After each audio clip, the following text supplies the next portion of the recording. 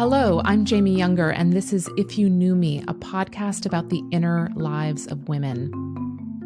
Before we get into this week's episode, I want to let you know that we will be hosting a live online event this fall.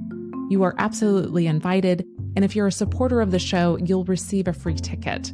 If you've been listening to this podcast for a bit, you probably remember Sister Monica Claire's story.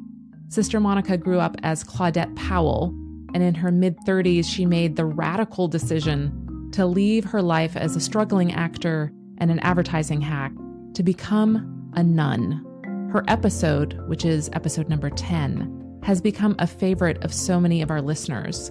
And this fall, Sister Monica will be live with us. She'll share more of her personal story, dole out some of her top book recommendations, and show us some awesome photos of the convent's cats and dogs. There will be an open Q&A, and you can meet other incredible women from around the world. If you want to find out more about this nun who has a TikTok following of 170,000 and has been highlighted by Oprah and the New York Times, just go to our show notes and sign up for the newsletter. We will be giving out detailed information as we get closer to the event. Okay, now on to today's episode. Every week on If You Knew Me, we walk into the heart and mind of one woman. Each guest can choose to share her real name or to stay anonymous. This week, we hear from Carrie Ahern. That is her real name. Carrie is a modern dancer and choreographer. For almost 20 years, she's run her own dance company. Carrie uses the human body to investigate taboo topics like death, slaughtering animals, and most recently, women's sexuality. She has a reputation for doing extensive research and an ability to make viewers deeply uncomfortable and comfortable simultaneously. She just finished a new show called Carnal Spill, which was performed in private homes in New York City. The topic of women's sexuality is deeply fascinating to her on a personal level. Her story is entitled Trash. I just finished a dance performance, and the investigation of the performance was all about a woman's inner life, but a sexual life, and has to do a lot with fantasy, and your imagination is activated as well as the sensation itself is happening. Also, what we think about when we're even actually having sex, I think there's often a whole story. And so I've been in the studio since September, but it had been started before COVID, the process, and then it was just completely on hold for at least a year, and then I couldn't get into the studio. So coming back was like an explosion last year, but it also must have just been simmering so much because I just had a lot of desire, a lot of sexual desire to explore, and it was not possible. It didn't feel possible for me during COVID. I know some people were still out there exploring. And so now I feel I had this performance and people really responded to it. The dancers and I tell these sexual stories. Some of them are fantasy and some of them are reality. And I have delved a lot into, especially the past 10 years of my life, this urge for more wildness in my life. It feels really important. So I'm really trying to see how much of this I want to make a reality. And my fantasy life is really important to me. It is a big part of how I even make my dances and make my art. Feels like a very kind of sacred place in my life. And when, that stuff starts to touch reality, which it does within the context of performance, but it's a whole different reality to actually to have these experiences and to try to explore them. Because I'm also in a relationship, and it is an open relationship, but he's also the love of my life, and it will affect that as well. It's not necessarily going to harm that at all. It's just, it will have its effect too.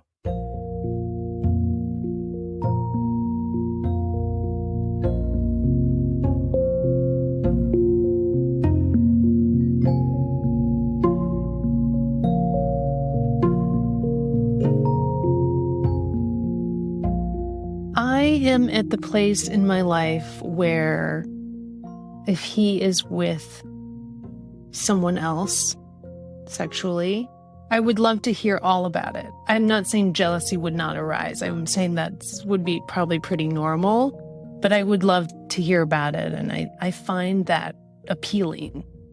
And while the open relationship was his idea, I don't think he's in the same place of wanting to hear about everything that I experience. I don't think he's closed to it, but I think it's just a little bit trickier. He's just in a little bit of a different place. But I have the urge, because we're so close, to tell him everything. I think I have to be a little bit more wary about that, which it's not like I'm keeping a secret, but the intimacy is such that it feels like I want to spill everything, but it's sensitive.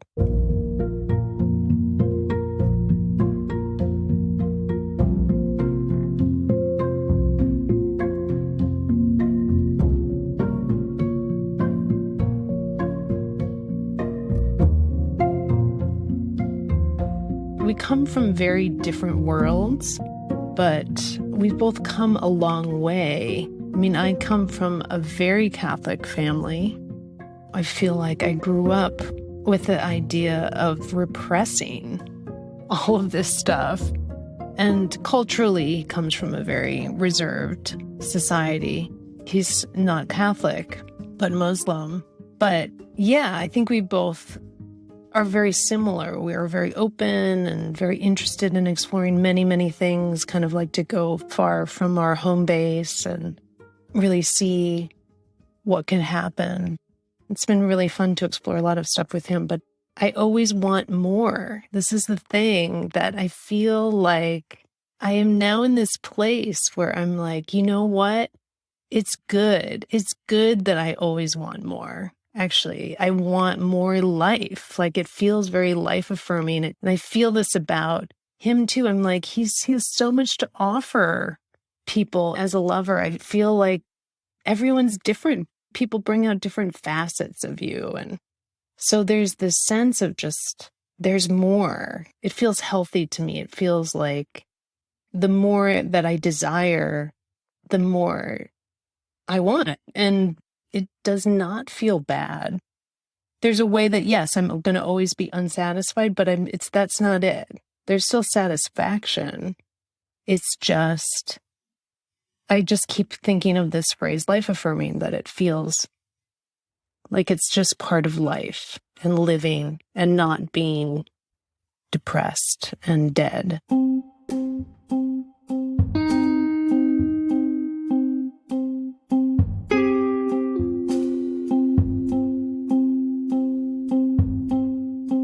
I can remember when I was 11. I feel like age 11 is often a really big year, especially for girls. And, that was the year I discovered that I wanted to become a dancer. So it was like really big moment in my life. But it was also the year that I both became intensely religious. A few months. I mean, it feels like a long time when you're that age, a few months. I think it is. And then I also then essentially started to almost leave the Catholic religion, so that by the time I was 17, I chose to not be confirmed. So I'd already essentially kind of fallen away. And I feel like a lot of that was all similar energy of trying to figure out who I was and how I wanted to make my life. I lived with a boyfriend very young, like I was 19 when I first lived with someone, which caused a big rift in my family, especially with my mom. She kind of disowned me for just a couple months. I think that was all she could stand. So we kind of explored breaking all of those rules. And then it just took me kind of years to keep unraveling what I really wanted.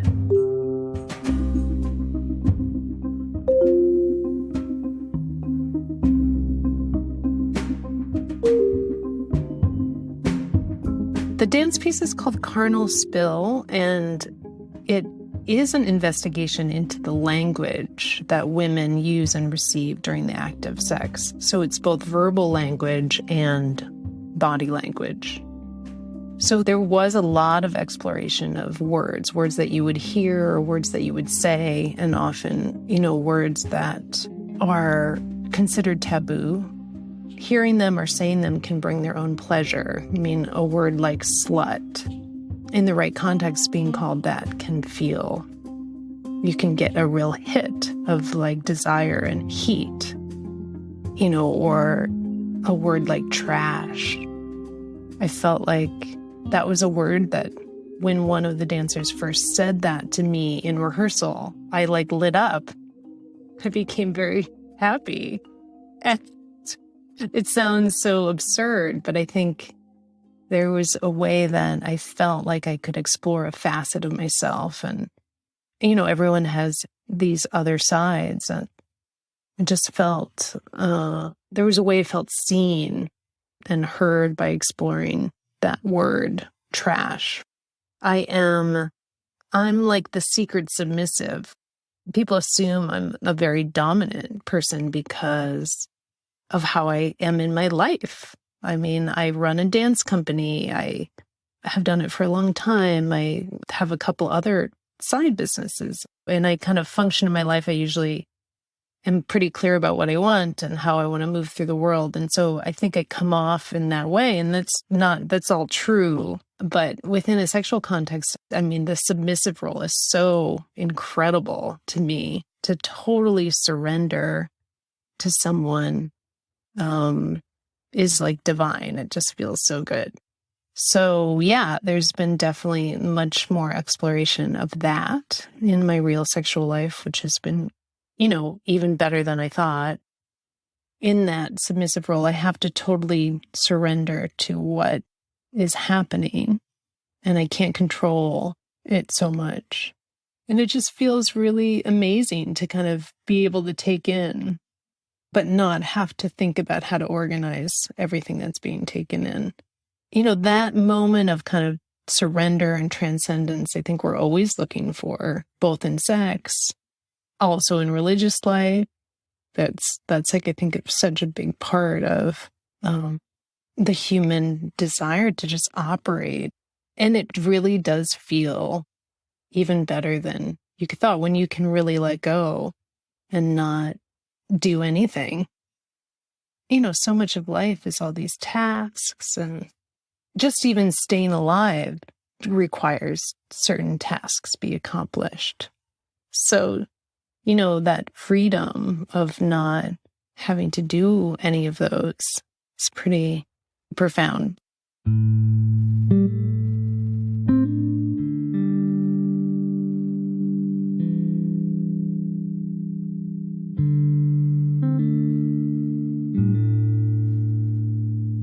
It's that wildness, it's that sense of like just letting everything, it doesn't matter. Even like degradation doesn't matter, because it's just all this experience in the body. I think, yeah, I mean, I appear as very put together and very kind of, on this certain track. And to be free of that and to just have it all be super, not even just loose, but potentially negative, feels, it's just a part of me that is there. It's a side. I could talk about shadow selves and all this other stuff, but it doesn't even really matter. I just feel like we're all really complicated and have many, many facets. I think sex really, really expands our potentiality and our possibility. And, art does as well, right? So that's another aspect. Even that whole thing about the trash that I loved word, it was like a new facet of myself to explore, and it was new and expanding. So it was very delightful, actually, to kind of find that part of myself. Thanks so much for listening to this week's episode. Carrie Ahern is the artistic director and producer of her dance company, Carrie Ahern Dance. Her latest performance is entitled Kernel Spill. She lives in Brooklyn, New York. I invite you to check out Carrie's website. Links to follow Carrie and learn more are in the show notes.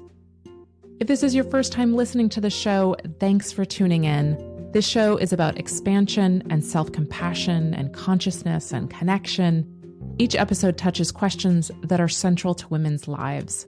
If you've been listening for a while, we're so grateful and happy to have you. And if you've joined us as a monthly member, thanks so much for supporting what we're doing. All of those small monthly contributions help us produce this show. And when you join us, we provide you with resources and tools. Just one example is the live event I mentioned at the top of the show. If you're currently a member or become a member before September 1st of this year, 2022, you'll get a free ticket to Sister Monica's Power Hour. We hope you'll join us soon. Links to everything are in the show notes. This podcast is produced by me, Jamie Younger, and my husband, Pete Herkmans. Thanks so much for listening to If You Knew Me. We'll be back with you next week.